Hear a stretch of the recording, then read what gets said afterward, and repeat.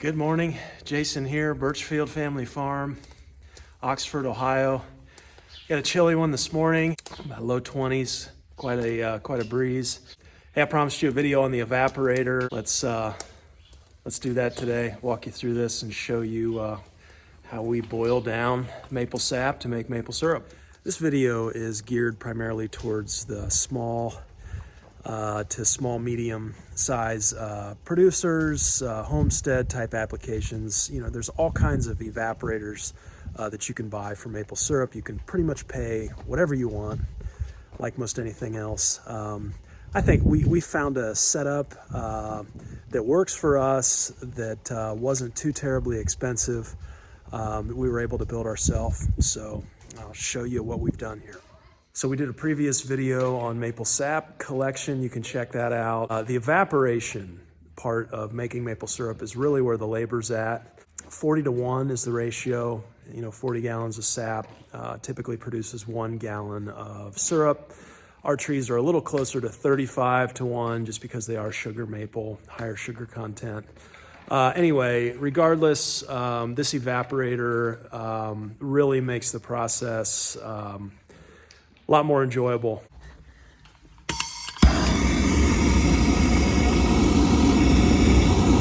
This is just a cover on top here. We'll leave that on until this thing gets rolling.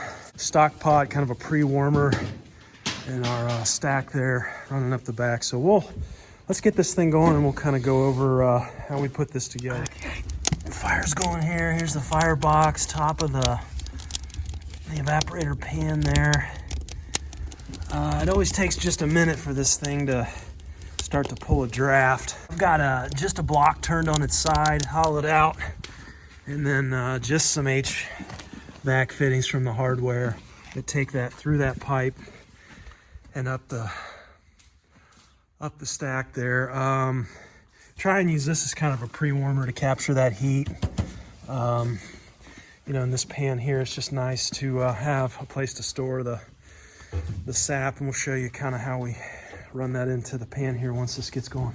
Okay, fire's going. Let's check I always like to check our temp. This pan's full of sap.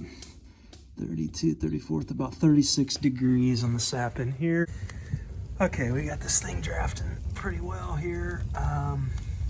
Just a word too on using paper and such to start. We found that does help. Cardboard, paper, whatever, starting things off. But we notice we get quite a bit of it blowing up in the form of soot, you know, and then if the wind's going right, that can come back in your pan here when you've got the cover off. So initially it's a fit, but not when we've got the pan off and boiling. We try just to use the wood.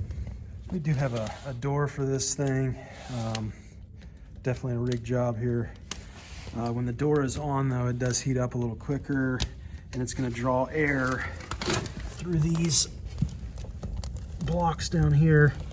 And then we used to keep a block that would slide over these to kind of control the airflow, but that's not really necessary. This door is just wood. There is a metal backing bolted on with fire insulation in between the wood and the metal. It works okay. So we started out boiling sap just with that pot there over an open fire, and it left quite a bit to be desired. You know, when you're boiling, it's all about surface area, and that is a big pot there. But man, being out in the weather just takes its toll, and it just took a long time over an open flame with that pot. So the idea here was to have this evaporator mainly under roof here so that we could sit and still boil out of the weather, but then to run this flue pipe up and have that outside, outside of the roof line there. I wanted to mention too, we did end up insulating this block. We put some ash from the firebox.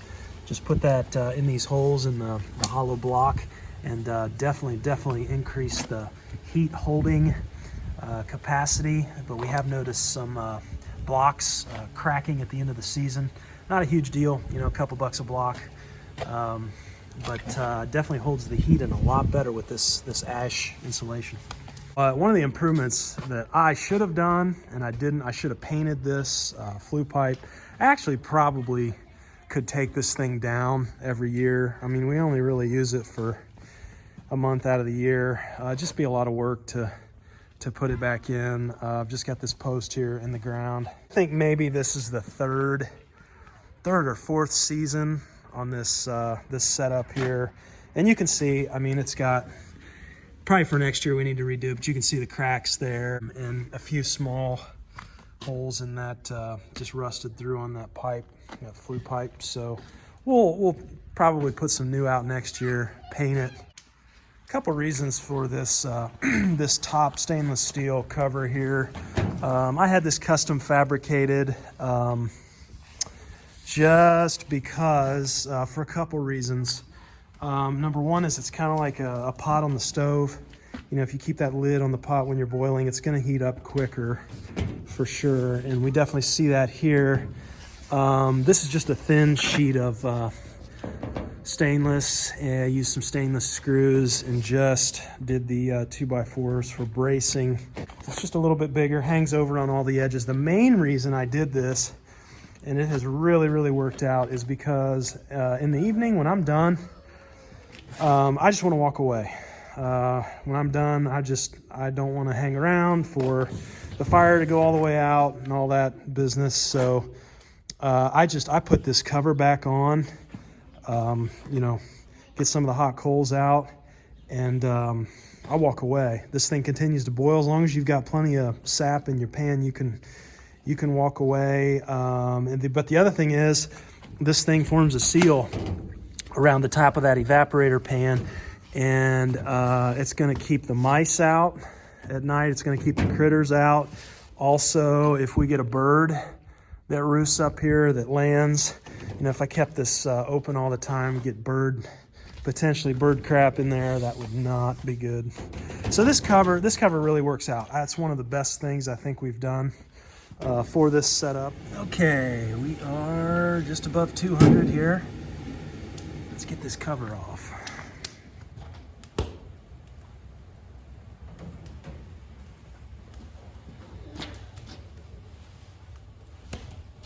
Okay, so this evaporator pan is the heart of our boiling here. We did buy this stainless steel pan. It's got the drain off valve, spout, temperature gauge. This has been worth every penny. It's a 24 by 48 is the size, and we found that we can boil off 10 to 12 gallons per hour when we really get this thing rolling. That's not a ton of capacity, but you know, it's enough for us. It's enough for what we do. Let's get our pipe hooked up in the back there, and we'll show you how we get this this pre-warmer pan working. Okay, so we ordered this little bit of stainless steel pipe here. We did put a filter, keep a filter on the end of this because there's a lot of crud that we get in the buckets, and this is going to filter that out. Just a stainless steel hose clamp on the end.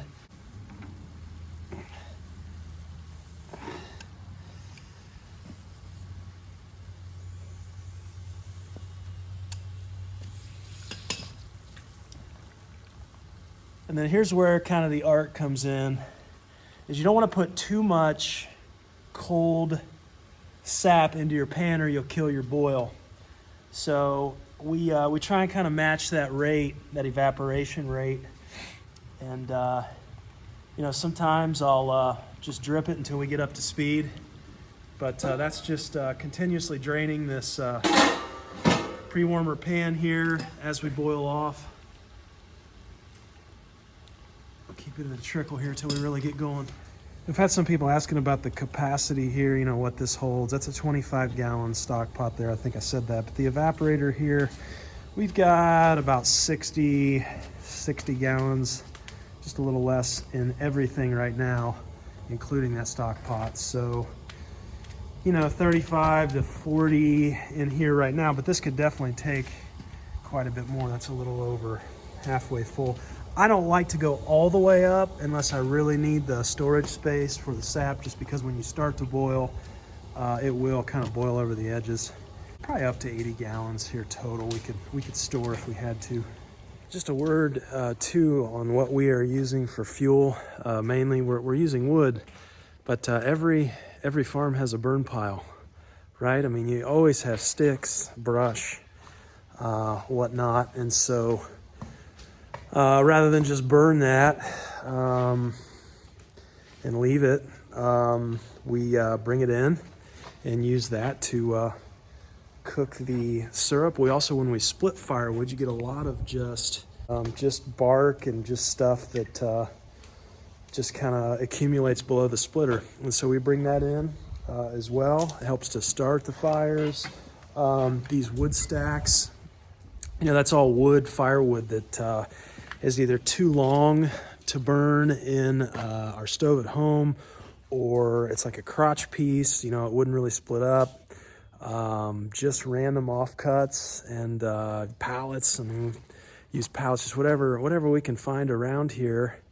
So when we finish up, then when we're done with the fire, we let the wood burn down to hot coals, and we'll scoop the coals out, and there's some of them, and take them over here and put them in this bucket, put the lid on, little pyrolysis, and we will make biochar here.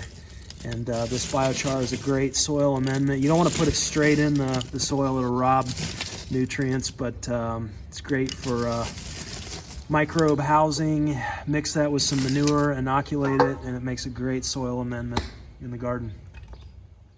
I am quite certain there are a lot of ways that we could continue to improve upon this setup here.